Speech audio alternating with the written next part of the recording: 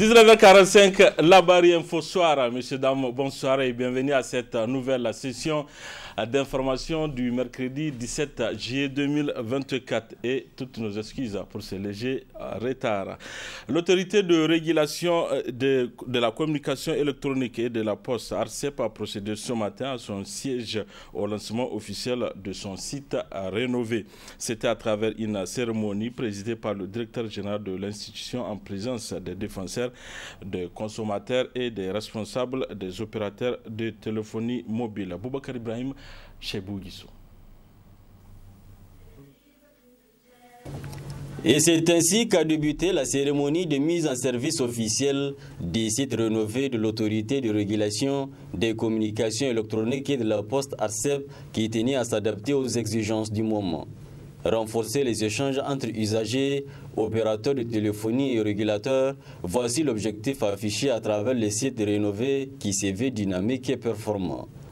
Le résultat attendu était entre autres de fournir un site web attractif, un site conforme aux normes et standards internationaux, une charte graphique devant respecter celle de l'ARCEP et de dématérialiser les services rendus aux usagers.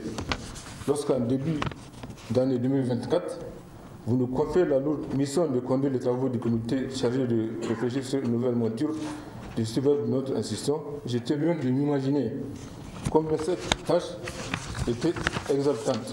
Pour le directeur général de l'institution, en plus du cadre interactif dont se veut le site, sa rénovation répond aussi à un double déterminisme. La création de ce site ne répond pas seulement à un besoin de modernité, mais également à une exigence légale. En effet, l'article 8 de la loi 2018-47 du 12 juillet 2018, modifié et complété par l'ordonnance 2024-02 du 8 février 2024, portant création, organisation et fonctionnement de l'ARCEP, stipule clairement que l'ARCEP met en place un site web contenant des informations à jour. De plus, l'article 2, alinéa 4 de cette même loi, impose à l'ARCEP de mettre en œuvre les mécanismes de consultation des utilisateurs et des opérateurs tels que prévus par les lois et règlements en vigueur. Le nouveau site web n'est pas simplement une vitrine. Il est une plateforme interactive et dynamique destinée à rapprocher les utilisateurs des communications électroniques et de la poste, les opérateurs, les professionnels de l'ARCEP. Il est conçu pour fournir des informations complètes et actualisées sur la régulation, permettant à tous de comprendre les règles et les décisions qui régissent notre secteur. Assurer la transparence des décisions de l'ARCEP et rendre accessibles toutes ces publications, renforçant ainsi notre engagement vers la transparence. Faciliter les interactions avec les utilisateurs, leur permettant de poser des questions, signaler des problèmes ou soumettre des réclamations facilement. Implémenter des graphiques dynamiques pour évaluer la qualité du réseau, offrant des informations claires et compréhensibles sur les performances des services. Offrir des services en ligne tels que le dépôt de plainte, les demandes d'autorisation et des liens vers des ressources utiles. L'étape d'après est marquée par la présentation exhaustive des fonctionnalités du site dont le colonel-major Idrissa Chebou invite tous les acteurs à en faire bon usage. Les réactions des invités, dont la plupart n'ont pas manqué de faire des recommandations et de poser des questions. Retenons enfin que désormais, pour signaler ne serait-ce qu'un manquement, il n'y a plus besoin de se faire donner à l'estomac. Tapez simplement www.arcep.ne et suivez les options. L'ONG Femmes Action et Développement FAD Niger a procédé ce matin à la restitution de sa participation à la 87e session du comité pour l'élimination de la discrimination à l'égard des femmes. C'était lors d'un atelier organisé par la dite ONG. Nafissatou Yahya, Nasser Sedou. Cette sortie de l'ONG Femmes Action et Développement FAD fait suite à leur participation à la 87e session du comité pour l'élimination de la discrimination à l'égard des femmes, CEDEF. C'est en effet en collaboration avec la Ligue internationale des femmes pour la paix et la liberté WILF que l'ONG Femmes, Action et Développement a partagé cette expérience qui entre dans le cadre de leur engagement commun pour les droits des femmes et l'égalité des sexes. Durant notre participation, nous avons eu l'honneur de représenter non seulement notre organisation, mais aussi toutes les voix des femmes du Niger, en collaborant activement avec WILF Niger. Et nous avons également porté nos voix. Nous avons également porté haut et fort les défis rencontrés par les femmes au Niger, mais aussi les progrès et les bonnes pratiques que nous avons pu observer dans d'autres parties du monde. Lors de cette session, nous avons concentré nos efforts sur l'examen des politiques et des législations nationales en matière de genre, en mettant un accent particulier sur la participation des femmes dans les instances de prise de décision, la violence basée sur le genre en milieu rural et l'autonomisation économique des femmes. Nos recommandations ont été formulées avec rigueur et pertinence grâce à la contribution précieuse des organisations de la société civile du Niger, dont nous saluons le travail inlassable. À l'issue de cette session, l'ONG FAD a partagé ses quelques recommandations à même de défendre les préoccupations spécifiques des femmes nigériennes et plaider pour leur prise en compte. Nous partageons à cet effet ces quelques recommandations qui consistent à redoubler d'efforts pour sensibiliser les femmes aux droits que leur reconnaît la Convention et aux recours juridiques dont elles disposent en cas de violation de ceux-ci, ainsi que de diffuser largement sous les formes accessibles des informations sur la Convention, la jurisprudence du comité au titre du protocole facultatif et les recommandations générales du comité. Adopter les lois visant à harmoniser les systèmes de justice formelle et traditionnelle, à garantir aux femmes un accès effectif à la justice, à veiller à ce que les droits communs continuent de primer sur le droit coutumier et à ce que les normes, procédures et pratiques des systèmes de justice traditionnelle et de justice religieuse soient conformes à la Convention. Garantir la participation effective et inclusive des femmes à tous les processus ayant trait au programme pour les femmes et la paix et la sécurité, en particulier dans le cadre de l'adoption, de l'application et de l'évaluation des plans nationaux sur le sujet. Envisager de redéfinir le statut de la direction de la promotion de la femme et de la protection de l'enfant, de l'élever au rang de ministère d'exécution chargé des questions relatives aux femmes et de le doter des ressources humaines, techniques et financières voulues pour lui permettre d'assurer dans l'ensemble des administrations la coordination des politiques et stratégies publiques en faveur de l'égalité des genres et de l'avancement des femmes. Ainsi, cette rencontre de 3 jours qui se tient après la participation de l'ONG FAD à la 87e session du comité pour l'élimination de la discrimination à l'égard des femmes, CEDEF, sera exclusivement consacrée à la restitution de tout ce qui a été dit lors de cette rencontre de Genève. Allons à la découverte d'un produit consommé par la plupart des Nigériens, Zogala chez certains et Windi Bundu chez d'autres. Le moringa fait partie de l'alimentation des Nigériens. Il s'agit de feuilles qui présentent des grandes vertus tant nutritionnelles qu'alimentaires. Le reportage est signé Nana Firdaussou et Sadou Doumi. Le moringa est l'une des plantes les plus utiles et les plus polyvalentes qui existent. Le moringa est une source de la vie. Le moringa est produit au Niger dans presque toutes les régions. Il est vendu frais, sec ou préparé.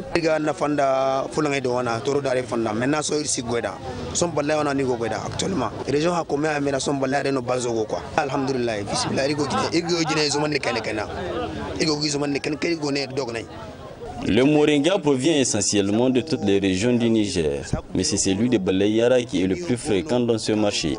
Il y a 3 types de sacs, dont le petit, le demi et le grand sac. Le prix du grand sac varie de 13 à 14 000 voire plus.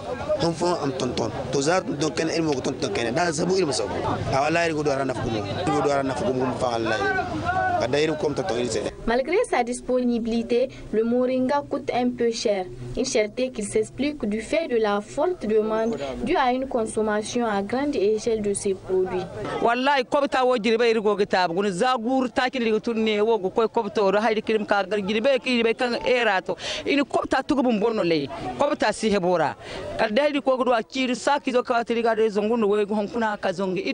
Le moringa se fait rare ces temps-ci. En plus, le prix est très élevé. Nous demandons de l'assistance à l'État dans nos activités.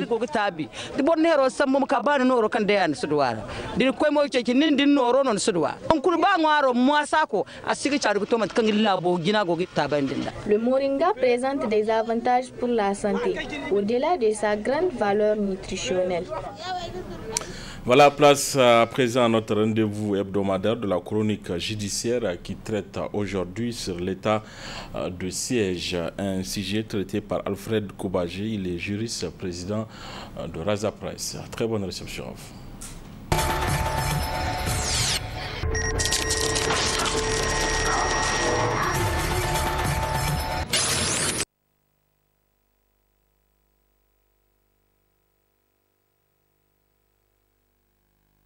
La constitution du Niger, c'est-à-dire la 7e constitution, la constitution de la 7e République, en son article 105 a prévu la question de l'état de siège.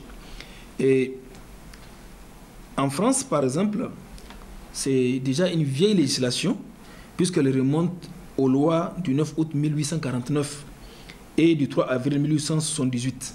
Et au Niger, c'est la constitution de la 7e République qui l'a prévue. Concrètement, à quoi est-ce que l'état de siège nous renvoie? Ou dans quelle situation ou dans quelles circonstances l'état de siège est proclamé? Alors, l'état de siège peut être déclaré en cas de péril imminent résultant d'une guerre étrangère ou d'une insurrection à main armée. Et au terme de l'article, par exemple, 36 de la Constitution française, l'état de siège doit être déclaré en Conseil des ministres. Et au-delà de 12 jours, sa prolongation doit être autorisée par le Parlement. Et je pense que nous avons également le même schéma au Niger. Et quand nous prenons le contexte du Niger, au-delà de 15 jours, à la différence de la France où, au-delà de 12 jours, sa prolongation est demandée au Parlement. Au Niger, au-delà de 15 jours, sa prolongation est autorisée par l'Assemblée nationale. Et je crois que si vous avez, ou bien vous suivez l'actualité, vous allez voir un peu partout, dans le cadre du conflit qui est en vigueur, ou bien qui se passe sur le territoire national, vous savez, à maintes reprises, le Parlement nigérien a eu à proroger. Donc, vous voyez, donc, au-delà de cette période, au Niger, nous avons cette autorisation qui est expressément donnée par le Parlement afin de la prolongation de l'état de siège. Mais l'état de siège entraîne également un certain nombre de conséquences, parmi lesquelles nous pouvons énumérer, et l'une qui n'est pas des moindres, c'est-à-dire le transfert de l'autorité civile à l'autorité militaire. Nous nous retrouvons ici dans une situation exceptionnelle. Rappelez-vous tout à l'heure, quand je présentais le contexte, je disais que c'est une situation dans laquelle nous sommes en face d'un péril imminent pour la nation, ou en cas d'insurrection ou d'attaque étrangère. Donc vous voyez que c'est une situation extrêmement grave. Et pendant cette situation-là, nous assistons au transfert de l'autorité civile à l'autorité militaire, c'est-à-dire que les gouverneurs des régions, les préfets, etc., qui, avant la situation de l'état de siège, exerçaient l'autorité, vont se voir retirer temporairement cette autorité et qui sera désormais confiée à l'autorité militaire afin de faire face à la situation dans laquelle nous sommes. Ça, c'est le premier aspect, les pouvoirs de police. Et pour ouvrir une parenthèse, nous avons, dans le cadre de notre étude sur la police administrative, vu le pouvoir qui est dévolu à un certain nombre d'autorités. Donc la police administrative, exactement, c'est ce mécanisme qui permet à certaines autorités civiles de pouvoir asseoir l'ordre de la sécurité publique, la tranquillité publique, la salubrité publique et la moralité publique. Donc c'est l'action de légiférer, l'action de réglementer tous ces secteurs que nous appelons police administrative. Et dans le cadre de l'état de siège, les autorités civiles, telles que je l'avais défini tout à l'heure, les gouverneurs, les préfets, les maires, etc., qui exerçaient le pouvoir de police administrative, se verront retirer ce pouvoir et qui désormais sera confié à l'autorité militaire parce que nous sommes dans une situation exceptionnelle. Ça, c'est la première conséquence de l'état de siège. La deuxième conséquence, c'est l'extension. Non seulement que le pouvoir des autorités civiles est transféré aux autorités militaires dans l'état de siège, mais deuxièmement, le pouvoir des autorités, ici, le pouvoir de police est étendu. Cela veut dire qu'il y a un accroissement de l'autorité.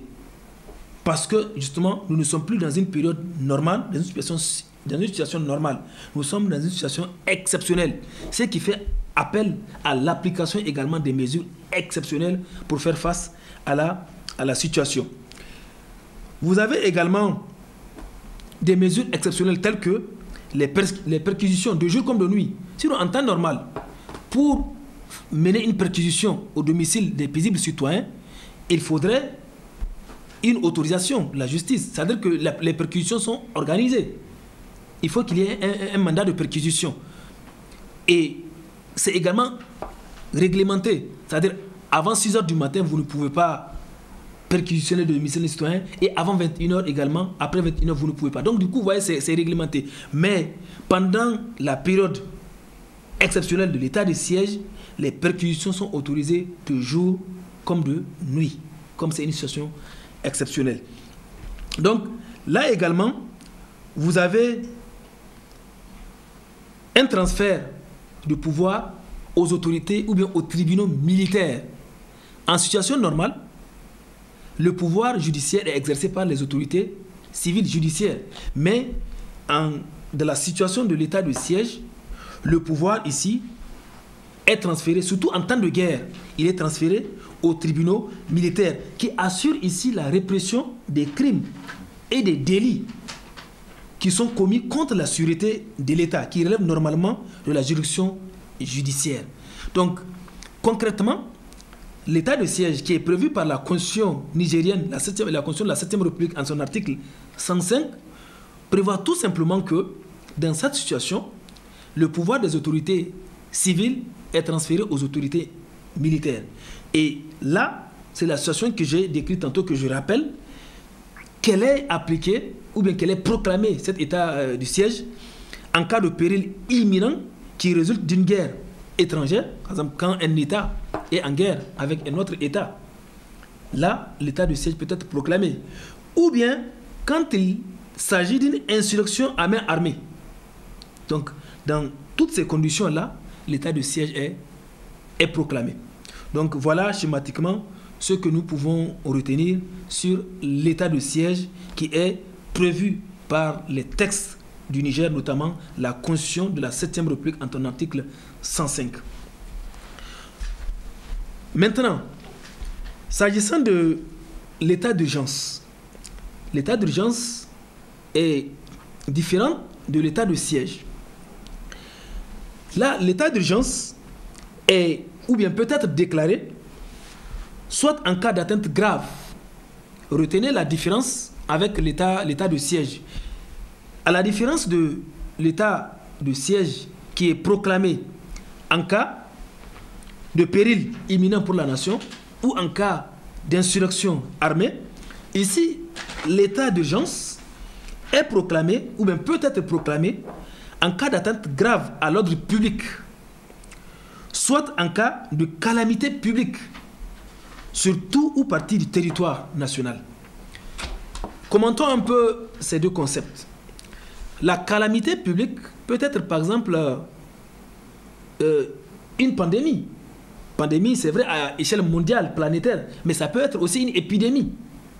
Calamité publique, ça peut être un danger qui guette toute la nation.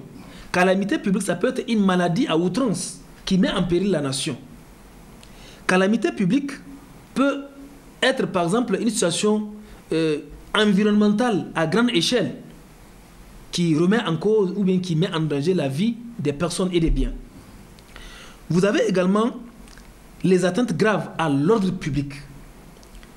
La Constitution du Niger a prévu l'unité, le caractère unitaire de l'État. Elle est une et indivisible. Et dès l'instant où des situations portent atteinte à la forme républicaine de l'État, portent atteinte à l'ordre public national, portent atteinte à la sécurité publique, et bien dans ces situations-là, l'état d'urgence peut être proclamé.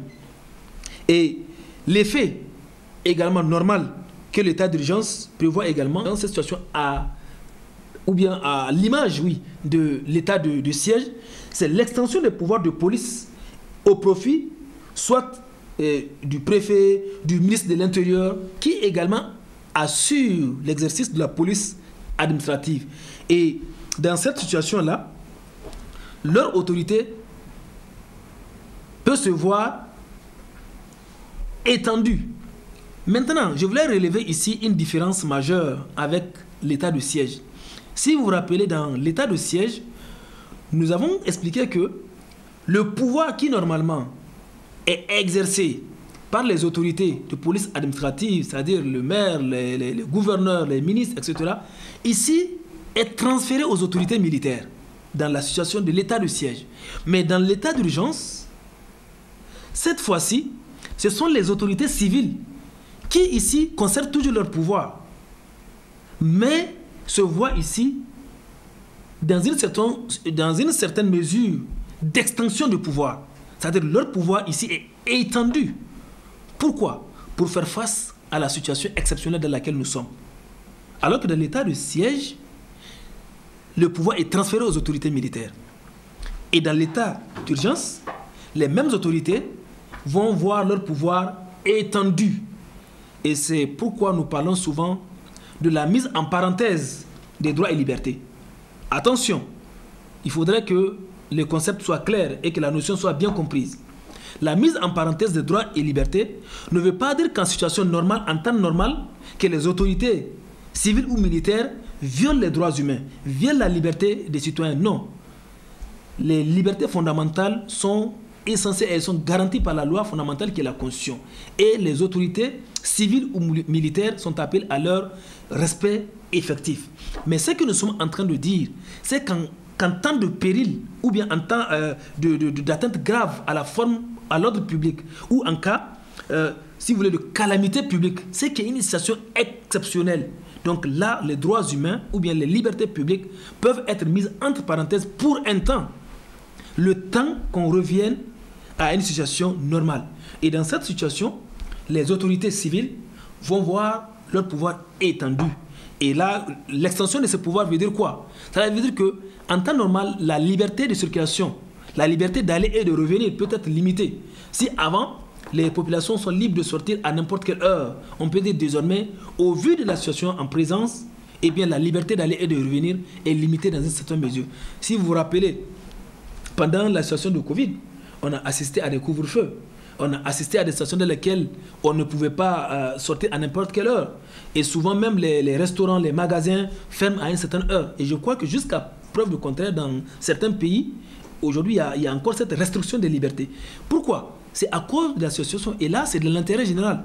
C'est dans le but d'assurer une certaine sécurité des personnes et des biens. Pour terminer sur la situation de l'état d'urgence. Donc là, les autorités civiles vont voir leur pouvoir étendu et donc seront appelés à mettre entre parenthèses quelque part les libertés. Elles vont restreindre la liberté des citoyens, elles vont restreindre la liberté de commerce, la liberté d'industrie, peut-être la liberté d'aller et de venir, etc. Mais ceci, c'est pour un temps, ce n'est pas de manière permanente, c'est le temps que nous revenons à l'état normal, à la fin de la situation qui a provoqué le déclenchement ou bien la proclamation de l'état d'urgence. Une fois que la situation disparaît, eh bien, les autorités civiles vont revenir à leur pouvoir ancien et donc les droits et les libertés seront respectés. Voilà un peu ce que nous pouvons dire sur l'état de siège et l'état d'urgence. Je vous remercie. Merci.